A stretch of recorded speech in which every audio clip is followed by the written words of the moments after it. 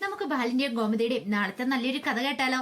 അതിനു മുമ്പായി ആദ്യമായി കാണുന്നവരുണ്ടെങ്കിൽ ചാനൽ ഇഷ്ടപ്പെട്ട ഒന്ന് സബ്സ്ക്രൈബ് ചെയ്യാൻ മറക്കരുത്. വീഡിയോ ഇഷ്ടപ്പെടുവാണെങ്കിൽ ലൈക്ക് ചെയ്യാനും നിങ്ങളുടെ വിലയേറിയ അഭിപ്രായങ്ങളൊക്കെ രേഖപ്പെടുത്താനും മറക്കരുത് കേട്ടോ. അങ്ങനെ നാളത്തെ കഥയില് വല്ലാത്ത വിഷമത്തിൽ ഗോമതി ഇരിക്കുകയാണ്. ഗോമതിക്ക് ഭയങ്കര ബുദ്ധിമുട്ടായിപ്പോയി. കൈനോട്ടക്കാരി വന്ന് പറഞ്ഞിട്ട് പോയ കാര്യങ്ങള് ഈ കുടുംബത്തിൽ ആർക്കോ എന്തോ ഒരു ആപത്ത് സംഭവിക്കാൻ പോവാ. തന്റെ മക്കളുടെ ആരുടെ ഒരാളുടെ ജീവൻ ആപത്താണ്. അതാരുടെ എന്താണെന്നൊന്നും അറിയത്തില്ല. അപ്പോഴേക്കും മീനാക്ഷി അങ്ങോട്ട് വന്നു. മീനാക്ഷി വന്നിട്ട് ചോദിച്ചു, എന്താ അമ്മ അമ്മ എന്താ ഇങ്ങനെ ആലോചിച്ചുകൊണ്ടിരിക്കണെന്ന് ചോദിച്ചു. ഒന്നുമില്ല. അല്ല അമ്മയ്ക്ക് ഇത് എന്താ സംഭവിച്ചെന്ന് ചോദിച്ചു. അപ്പോഴേക്കും ശ്രീദേവി മിത്രയും കൂടെ വന്നു. ആ സമയത്ത് മിത്രയാണ് ആ കാര്യം പറയണേ. അത് മീനാക്ഷി ചേച്ചി, ഇന്നൊരു കൈനോട്ടക്കാരി ഇവിടെ വന്നായിരുന്നു പറഞ്ഞു. കൈനോട്ടക്കാരിയോ?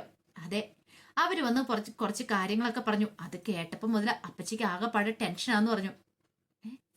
ടെൻഷനോ? എന്താ അമ്മ എന്താ അമ്മയ്ക്ക് എന്താ പറ്റിയെന്ന് ചോദിച്ചു. അത് പിന്നെ മോളെ, ഈ കുടുംബത്തില് ആർക്കും എന്തൊക്കെയോ ആപത്തുകൾ സംഭവിക്കാൻ പോകുന്നു. ആ കൈനോട്ടക്കാരി വന്ന് അങ്ങനെയാന്ന് ആ കൈനോട്ടക്കാരി വന്ന് പറഞ്ഞ അങ്ങനെയാന്ന് പറഞ്ഞു. അത് കേട്ടപ്പോ മീനാക്ഷി പറഞ്ഞു, എന്റെ അമ്മേ, അവരങ്ങനെ പറഞ്ഞെന്നോർത്തോണ്ട് അങ്ങനെയൊക്കെ സംഭവിക്കണമെന്നുണ്ടോ? അങ്ങനൊന്നും ഇല്ല. അല്ല മോളെ, അവര് പറഞ്ഞ അച്ചേട്ടോ ഇതിനു മുമ്പ് ഒരു തവണ മിത്രയുടെ കല്യാണം നടക്കണ സമയത്ത് കൈനോട്ടക്കാരി വന്ന് പറഞ്ഞ കാര്യങ്ങളൊക്കെ സത്യമായിട്ടുള്ള കാര്യങ്ങളായിരുന്നു. ഈ കുടുംബത്തിലൊരു കല്യാണം നടന്നല്ലോ. മിത്രയുടെ ആരിന്റെ വിവാഹം നടന്നായിരുന്നല്ലോ. അതുകൊണ്ട് എനിക്ക് വിശ്വാസമുണ്ട്. പോരാത്തന് രാവണന്റെ ജന്മോ ഞാൻ എടുത്തപ്പോ കിട്ടിയ ചീട്ട്.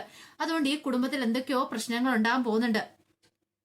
അത് കേട്ടപ്പം മിത്ര പറഞ്ഞു, എന്നോട് അവർ ചില കാര്യങ്ങളൊക്കെ പറഞ്ഞെന്ന് പറഞ്ഞു.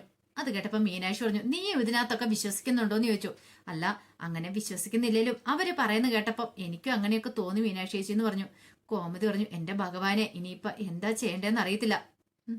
എന്നോട് പോയി ഒരു ക്ഷേത്രമുണ്ട്, കുറച്ച് ദൂരെയാ മോളെ, അവിടെ പോയി അവിടുത്തെ ഒരു പോറ്റിയെ കാണാനായിട്ട് പറഞ്ഞിട്ടുണ്ട്. അദ്ദേഹത്തെ കാണുവാണെങ്കിൽ രക്ഷപ്പെട്ടെന്നാ പറയണേ. എനിക്കറിയില്ല എന്താ ചെയ്യണ്ടേന്ന്. അത് കേട്ടപ്പം മീനാക്ഷി പറഞ്ഞു, അമ്മ സമാധാനമായിട്ടൊന്നിരിക്കുക, അമ്മ ഇങ്ങനെ ടെൻഷൻ അടിക്കില്ല എന്നൊക്കെ പറഞ്ഞു. കുറച്ച് കഴിഞ്ഞപ്പം ആരും വീട്ടിലേക്ക് വരുവാണ്. ആ സമയത്ത് മിത്ര സിറ്റൗട്ടിലുണ്ടായിരുന്നു. അങ്ങനെ ആരിനെ കണ്ടു കഴിഞ്ഞപ്പോഴത്തേനും മിത്ര ആരിനോട് വിശേഷങ്ങളൊക്കെ തിരക്കുവാണ്. അപ്പോഴേക്കും ആരും ചോദിച്ചു, അല്ല അരിമോള് പുറത്തു പോയിട്ട് വന്നോന്ന് ചോദിച്ചു. വന്നു. എന്താ ആര്യ, കാര്യം എന്താ? ആര്യം വൈകുന്നേരം വിളിച്ചപ്പോഴും എന്നോട് ചോദിച്ചല്ലോ അനുമോളെ കുറിച്ച്. എന്താന്ന് ചോദിച്ചു. അത് പിന്നെ അത് എന്താ കാര്യം എന്താ വെച്ചാ പറ. പിന്നീട് ആരിനോർത്ത് പറയണോ വേണ്ടയോ, പറയാതിരുന്നിട്ട് കാര്യമില്ല. പിന്നീട് ആര്യം പറഞ്ഞു, നീ ഇങ്ങോട്ടേക്ക് വന്നേന്ന് പറഞ്ഞു മിത്ര ആ മുറ്റത്തിന്റെ ഒരു സൈഡിലേക്ക് കൂട്ടിക്കൊണ്ട് പോയി. എന്താ ആര്യ, കാര്യം എന്താ വെച്ചാ പറ. ഇന്ന് ഞാന് അനുമോളെ പോലെയുള്ള പെൺകുട്ടിയെ കണ്ടെന്ന് പറയണ. അനുമോളെ പോലെയുള്ളതോ? അതെ, അത്ര നല്ലൊരു സാഹചര്യത്തിലല്ല കണ്ടത്. പിന്നീട് കണ്ട കാര്യങ്ങളൊക്കെ പറയണ. അലോകിന്റെ ബൈക്കിന്റെ പിന്നെ ഒരു പെങ്കുച്ചിരുന്ന് പോകുന്നുണ്ട്. കുറച്ച് കഴിഞ്ഞപ്പോഴത്തേനും അവിടെ ആലിന്റെ ചൂട്ടില് കുറച്ച് ആൾക്കാരുമായിട്ട് വാഗ്വാദം നടക്കുന്ന കണ്ടു. അപ്പൊ അനുമോളാണോന്ന് എനിക്ക് സംശയം ഉണ്ടായിരുന്നു. പക്ഷെ അപ്പോഴേക്കും ബൈക്കിൽ കയറി അങ്ങോട്ട് പോയെന്ന് പറയണ അവള്. അത് കേട്ട് കഴിഞ്ഞപ്പോ മിത്ര പറഞ്ഞു, അതൊരിക്കലും നമ്മുടെ അനുമോൾ ആയിരിക്കില്ല എന്ന് പറഞ്ഞു. പക്ഷെ എനിക്ക് നല്ല സംശയമുണ്ട്, എനിക്ക് അവളെ പോലെ തന്നെയാ തോന്നിയെന്ന് പറഞ്ഞു. മിത്ര പറഞ്ഞു, അങ്ങനെ എന്തേലും ഉണ്ടായിരിക്കുവോ? അങ്ങനെയൊന്നും ഉണ്ടാകത്തില്ല. നമ്മുടെ അനുമോൾ ഒരിക്കലും അലോകിന്റെ ബൈക്കിന്റെ പിന്നിൽ കയറി ഇരുന്ന് പോകത്തില്ലല്ലോ. അതെന്താണല്ലോ അങ്ങനെയൊന്നും സംഭവിക്കില്ല. എന്നാലും പക്ഷെ ആരിനെ അതും കൂടെ വിശ്വസിക്കാൻ പറ്റുന്നുണ്ടായിരുന്നില്ല. ആരിനെ ഉറപ്പിച്ച് പറയാ, എനിക്ക് കണ്ടിട്ട് അത് അനുമോളെ പോലെയാ തോന്നിയെന്ന്. അപ്പോഴേക്കും മിത്ര പറഞ്ഞു, തൽക്കാലത്തേക്ക് ഇതിനെക്കുറിച്ച് ആരോടും ഇവിടെ പറയൊന്നും വേണ്ട, അറിയാലോ. ഇത് അറിഞ്ഞിട്ടുണ്ടെങ്കിൽ വലിയ പ്രശ്നമോ, നമുക്ക് നോക്കാം. എന്താ ഏതാ എങ്ങനെയാന്ന് നോക്കാന്ന് പറയണ. ഇനിയിപ്പം അനുവിന് അലോകുമായിട്ട് അങ്ങനെ ഒരു കണക്ഷൻ ഉണ്ടോന്ന് അറിയത്തില്ല, ഉണ്ടെങ്കിൽ നമുക്ക് കണ്ടുപിടിക്കാന്നൊക്കെ പറഞ്ഞു. അങ്ങനെ അവര് അകത്തേക്ക് കയറി വരുവാണ്. അപ്പോഴാണ് ഗോമതി വിഷമിച്ചിരിക്കുന്നതാണ്ട്. ആ സമയത്ത് മിത്ര ആ കാര്യങ്ങൾ പറഞ്ഞു, കൈനോട്ടക്കാരി വന്ന കാര്യത്തെക്കുറിച്ചൊക്കെ. അപ്പോഴേക്കും ആര്യം ചിരിച്ചോണ്ട് പറഞ്ഞു, എന്റെ അമ്മയ്ക്ക് വേറെ പണിയൊന്നുമില്ലേ, ഇങ്ങനെയുള്ള അന്ധവിശ്വാസങ്ങളൊക്കെ ഇതൊക്കെ കളയേണ്ട സമയം കഴിഞ്ഞെന്ന് പറഞ്ഞു. അത് കേട്ടപ്പോ ഗോമതി പറഞ്ഞു, എടാ മോനെ, ഇത് അന്ധവിശ്വാസമൊന്നും അല്ല. നിന്റെ കാര്യത്തിൽ എനിക്ക് അച്ചോട്ടോ. ഇതിനു മുമ്പ് നിന്റെ കല്യാണം നടക്കുന്ന സമയത്തും ആ കൈനോട്ടക്കാരി വന്ന് ഇങ്ങനെയൊക്കെ പറഞ്ഞാന്ന് പറഞ്ഞു. അത് കേട്ടപ്പം ആരിന് ചെറിയ വിശ്വാസവും കാര്യങ്ങളൊക്കെ തോന്നി. തന്റെ കല്യാണം നടക്കാൻ ഒരു സാധ്യതയില്ലാത്തായിരുന്നു. പക്ഷെ അന്ന് ആ കൈനോട്ടക്കാരി വന്ന് പറഞ്ഞിട്ടുണ്ടെങ്കിൽ അവര് പറഞ്ഞ കാര്യങ്ങളൊക്കെ ശരിയായിരിക്കോ എന്നൊരു ചിന്ത. ആർക്കായിരിക്കും പ്രശ്നം ഉണ്ടാകാൻ പോകുന്നേ ഈ കുടുംബത്തില്? ഇനിയിപ്പം താൻ ഇന്ന് അനുമോളെ പോലെ ഒരു പെൺകുട്ടിയെ കണ്ടു, അതാണോ ഇനി കുടുംബത്തിലേക്ക് വരാൻ പോകുന്ന അടുത്ത പ്രശ്നം? അങ്ങനെയുള്ള ചിന്തകളൊക്കെ ആരിനെ വേട്ടയാടുവാണ്. കുറച്ച് സമയം കഴിഞ്ഞപ്പോഴാണ് ഹോസ്പിറ്റലിൽ നിന്ന് ധർമ്മനും സുകന്യയും കൂടെ വീട്ടിലേക്ക് വരുന്നത്. അപ്പൊ സുകന്യയുടെ കയ്യിൽ ഒരു കരിക്കിൻ ജ്യൂസൊക്കെ ഉണ്ടായിരുന്നു. കാരണം വേറൊന്നും കുടിക്കാൻ പറ്റുന്നില്ല, അത്ര ലൂസ് മോഷനും കാര്യങ്ങളും ഒക്കെ ആയിരുന്നു.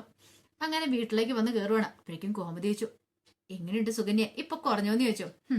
ആരുടെയൊക്കെയോ ഭാഗ്യം കൊണ്ട് എനിക്കിപ്പോ ഒരു കുഴപ്പമില്ല, ഞാൻ രക്ഷപ്പെട്ടു വന്നു. പക്ഷെ എനിക്കിട്ട് ഈ പണി തന്ന ആരാണെങ്കിലും ഞാൻ അവരെയൊന്നും വെറുതെ വിടാൻ പോകുന്നില്ല. അപ്പോഴേക്കും ധർമ്മം പറഞ്ഞു, എന്താ സുകന്യ നീ പറയണേ? നിനക്കിട്ട് പണി തന്നോ? അതെ, ഞാൻ കഴിക്കുന്ന ആഹാരത്തിൽ ആരോ എന്തോ കലർത്തിയതാ, അതുകൊണ്ട് എനിക്ക് ലൂസ് മോഷൻ ഉണ്ടായത്. മനഃപൂർവ്വം ഞാൻ സിനിമ കാണാൻ പോവാന്ന് അറിഞ്ഞു കഴിഞ്ഞപ്പോ ആർക്കോ ഇവിടെ സഹിച്ചില്ല എന്നൊക്കെ പറഞ്ഞു. അപ്പോഴേക്കും മീനാക്ഷി പറഞ്ഞു, അതിന് സുകന്യേച്ചി സിനിമ കാണാൻ പോവാന്ന് പറഞ്ഞുകൊണ്ട് ഞങ്ങൾക്ക് ഇപ്പൊ അസൂയ തോന്നേണ്ട കാര്യം എന്തായിരിക്കണേ? അതാ എനിക്ക് മനസ്സിലാകത്തെ. ഞാനേ ധർമ്മേന്റെ കൂടെ പുറത്തു കറങ്ങാൻ പോകുന്ന ഇവിടെ ആർക്കും ഇഷ്ടപ്പെട്ടിട്ടുണ്ടായിരിക്കില്ല.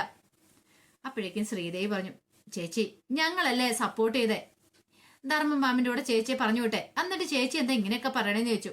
കാര്യമൊക്കെ കാര്യം തന്നെ, പക്ഷെങ്കില് എന്നോട് ഈ വീട്ടില് അസൂയുള്ളവരാരൊക്കെയുണ്ട്, അതുകൊണ്ട് എന്നെ മനഃപൂർവ്വം അപകടപ്പെടുത്താൻ ശ്രമിച്ച. ഭാഗ്യം കൊണ്ടാ ഞാൻ രക്ഷപ്പെട്ടെ. സാരമില്ല, ഞാൻ കണ്ടുപിടിച്ചോളാം.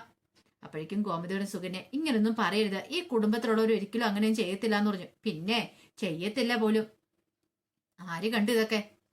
അതോ ഇനിയിപ്പം മനഃപൂർവ്വം വേറെ വല്ലവർക്കിട്ടും വെച്ച പണിയാണോ എന്ന് എനിക്ക് അറിയത്തില്ല. എന്തായാലും ഒരു കാര്യം ഉറപ്പാ, അല്ല ഞാൻ ആ ലേഹ്യം എടുത്ത് കുടിച്ചല്ലോ, അതിനുശേഷമല്ലേ ഇങ്ങനെയൊക്കെ സംഭവിച്ചേ. ശ്രീദേവിയുടെ വയറ്റി പെടുന്ന കുഞ്ഞിനെ ഇല്ലാതാക്കാൻ ശ്രമിച്ചാണെന്ന് ആരെയുണ്ടോ? അതിപ്പോ ഞാൻ എടുത്ത് കുടിച്ചോണ്ട് എനിക്കിട്ട് പണി കിട്ടി. ഈ വീട്ടിൽ ആരെങ്കിലും ചെയ്ത പണിയായിരിക്കും. അപ്പോഴേക്കും ഗോമതി പറഞ്ഞു, സുകന്യ നീ എന്തൊക്കെയാ പറയണെന്ന് നിനക്ക് വല്ല ബോധമുണ്ടോ?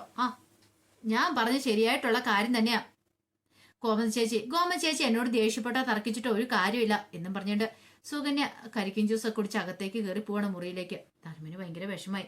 ധർമ്മം ഗോമതിയോടെ ഒക്കെ പറഞ്ഞു, അതെ അവളുടെ സ്വഭാവം അറിയാലോ, ഒന്നും വിചാരിച്ചേക്കും ചെയ്തേക്കല്ലെന്ന് പറഞ്ഞിട്ട് നേരെ ധർമ്മം മുറിയിലേക്ക് വന്നു. എന്നിട്ട് പറഞ്ഞു, സുകന്യ നീ എന്ത് വർത്താനം അവിടെ പറഞ്ഞിട്ട് പോന്നെന്ന് ചോദിച്ചു. എന്ത്? നിന്നോട് ആരാ അങ്ങനെയൊക്കെ പറയാൻ പറഞ്ഞേ? ഗോമതി ചേച്ചിക്ക് നല്ല വിഷമായില്ലേ? ദേ ഒരു കാര്യം പറഞ്ഞേക്കാം, മേലാല് ഇങ്ങനെയൊക്കെ സംസാരിച്ചാലുണ്ടല്ലോ. അത് കേട്ടപ്പോ സുകന്യ, പിന്നെ ഞാൻ സംസാരിച്ചാൽ എന്താ? അതെ ധർമ്മേട്ടാ, എനിക്ക് പറയാനുള്ള കാര്യങ്ങള് ഞാൻ ആരുടെ മുഖത്ത് നോക്കിയാളും പറയും. അതിപ്പോ ധർമ്മേന്റെ മുഖത്താണെങ്കിലും അതെ, അവരുടെ മുഖത്താണെങ്കിലും അതെ.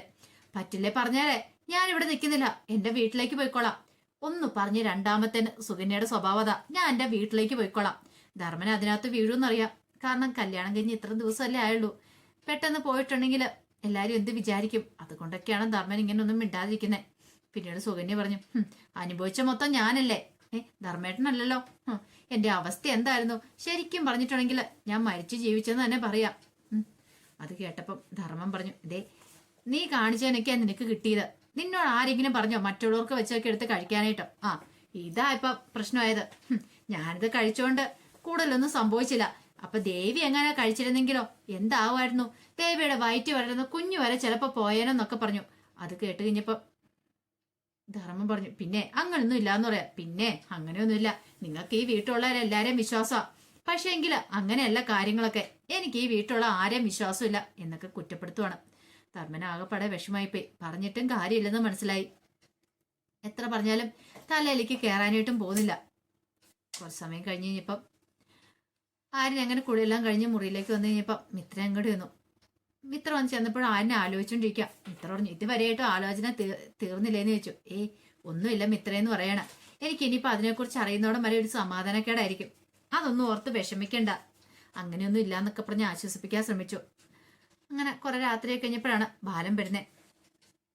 ബാലൻ വന്നു കഴിഞ്ഞപ്പം ഗോമതി കാര്യങ്ങളൊക്കെ പറയണം. അപ്പോഴേക്കും ബാലൻ പറഞ്ഞു, അങ്ങനെ നിന്റെ മനസ്സിൽ എന്തേലും ടെൻഷനോ കാര്യങ്ങളോ ഉണ്ടെങ്കിൽ ഒരു കാര്യം ചെയ്യാം, ആ ക്ഷേത്രത്തിൽ പോണെങ്കിൽ പോയിക്കോ. അവിടെ ചെന്ന് വഴിപാടുകളൊക്കെ നടത്തണമെങ്കിൽ നടത്തിക്കോളാൻ പറയാണ്. ഇനിയിപ്പൊ അതിന്റെ പേരിൽ നിന്റെ മനസ്സിലൊരു ടെൻഷനൊന്നും വേണ്ടെന്ന് പറഞ്ഞു. അത് കേട്ടപ്പോ ഗോമതി പറഞ്ഞു, എനിക്കറിയില്ല ബാലേട്ട എന്ത് ചെയ്യണമെന്ന്. അവിടെ ചെന്ന് കഴിയുമ്പോൾ ഇനിയിപ്പൊ ആ കൈനോട്ടക്കാരി പറഞ്ഞ പോലെ അവിടുത്തെ ആ തിരുമേനിയെ കാണാൻ സാധിച്ചില്ലെങ്കിൽ എനിക്ക് വല്ലാത്തൊരു ബുദ്ധിമുട്ടാവും. അതൊക്കെ ഓർക്കുമ്പോഴേ എനിക്ക് വിഷമം എന്ന് പറഞ്ഞു. സാരമില്ല, നീ ഒരു കാര്യം ചെയ്യുക, അടുത്ത ദിവസം തന്നെ ക്ഷേത്രത്തിലേക്ക് പോ എന്നൊക്കെ പറഞ്ഞ് ഗോമതിയെ ആശ്വസിപ്പിക്കുകയാണ്. അപ്പൊ അതിന്റെ വിശേഷങ്ങളൊക്കെ നമ്മൾ കാണുന്നത്. ആ വിശേഷങ്ങൾക്കായി നമുക്ക് എല്ലാവർക്കും കാത്തിരിക്കാം കേട്ടോ. ഒരിക്കൽ കൂടി എല്ലാവർക്കും ശുഭരാത്രി നേർന്നുകൊണ്ട് നിർത്തുന്നു.